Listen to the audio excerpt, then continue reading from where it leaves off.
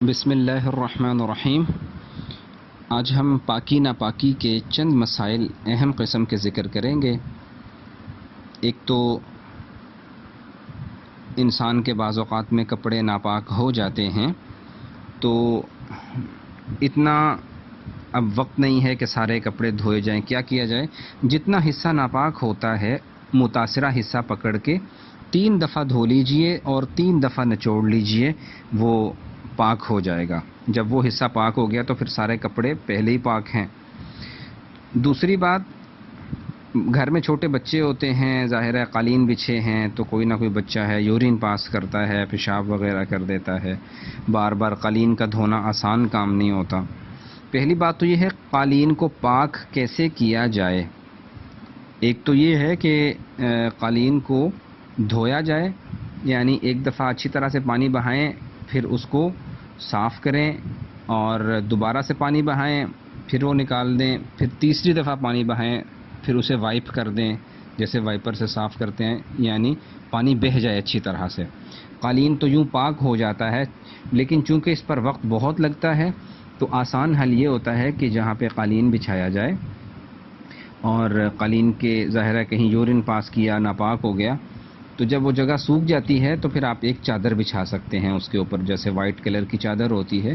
جب چادر بچھا لی جائے گی تو چادر پر اب آپ نماز بھی پڑھ سکتے ہیں، قرآن بھی پڑھ سکتے ہیں، کوئی حرج والی بات نہیں ہے، کیونکہ وہ حصہ کپڑے کا جو آپ کے نیچے بچھا ہوا ہے وہ پاک ہے۔ ناپاک کون سا ہے؟ جو سب سے نیچے ہے۔ تو اس طرح بلا شبہ آپ کی نماز بالکل درست ہو جائے گی، کلام پاک بھی پڑھ سکیں گے وہیں بیٹھ کے۔ اور تیسری چیز ہے کہ جیسے مولٹی فوم گدا وغیرہ ہوتا ہے، اسے بھی اگر پاک کرنا ہو تو عام مسئلہ تو یہی ہے کہ آپ اس کے اوپر چادر بچھا دیجئے پاک صاف، تو پھر اس پہ بیٹھ کے ساری عبادات کر سکتے ہیں۔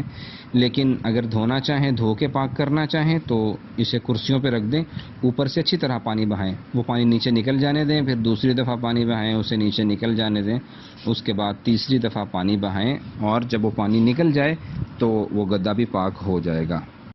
اسی طرح بعض اوقات موبائل فون باتھ روم کے ناپاک پانی میں گرتا ہے تو ٹھیک ہے ایک دم سے اٹھا لیا، فون تو ظاہر ہے پھر ناپاک ہو گیا، اب اس کا کیا کیا جائے؟ دھو تو نہیں سکتے ہیں اس کو، تو علماء نے فرمایا کہ آپ اس کو گیلا ٹیشو کر کے ایک دفعہ پھیریں، پھر دوبارہ سے گیلا ٹیشو کر کے سیکنڈ ٹائم پھیریں، پھر تیسری دفعہ میں گیلا ٹیشو پھیر کر پھینک دیجئے، تو آپ کا یہ موبائل فون بھی پاک ہو جائے گا۔